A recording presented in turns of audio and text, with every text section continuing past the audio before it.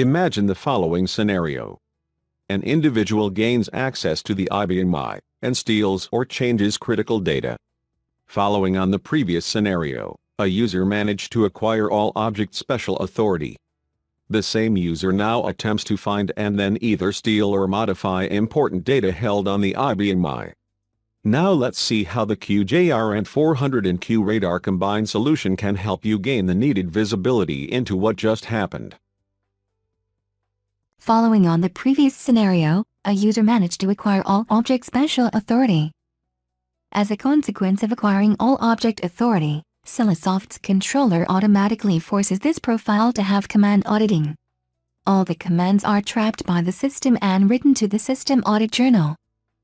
Armed with the command line access and the special authority, the basic user can now start exploring the system to look for critical files, in order to either change certain records or steal that critical information for later nefarious purposes. From our 5250 session, we can now type commands. So, let's start exploring the libraries. Two of those libraries definitively got our attention. Let's take a closer look at the tables within those libraries. The tables of interest are the client file and the transaction file. Let's look at the content of these tables. Once we understood the structure of the files, we can modify them using DFU. On the client file, let's modify the discount flag. On the transaction file, let's change the amount of the transaction. Finally, we can also download the entire client file using the data transfer option from IBM Access for Windows. In this scenario, Cilasoft was able to capture and send events to QRadar from different sources depending on the type of event. That is, the commands we typed at the command line were captured from the system audit journal and logged by QRadar. The SQL statements from any method, in this scenario, we used strSQL and ODBC, were logged by controller.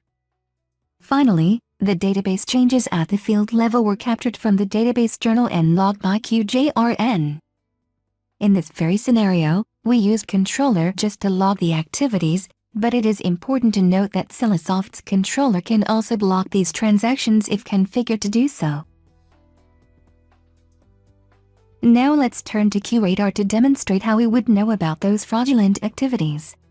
We will also use QRadar to gather intelligence and to draw a clear, complete and contextualized picture. While all the actions taken by the fraudster have been logged and can therefore be searched in QRadar, let's concentrate on the last two steps, which are a record change and then potential data exfiltration. Let's first focus on the record change performed by this user. The event, IBM data changes, displayed on the screen is the proof that a user successfully modified a record. We have created a rule that detects this condition. The rule looks for events from the Cilasoft QRadar 400 log source. The event category is specified as follows. High-level category equals audit. Low-level category equals data update.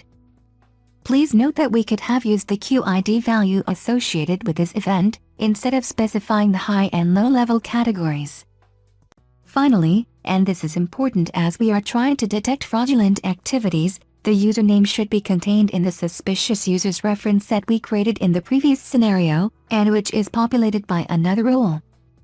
We should then make sure that the detected events are part of an offense, based on the username. Notice that we have configured this rule to annotate the offense it participates to. In this case, the annotation reads, record changed by suspicious user.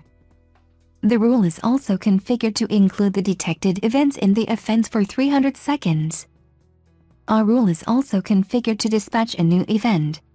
The alert's event name reads, record changed by suspicious user.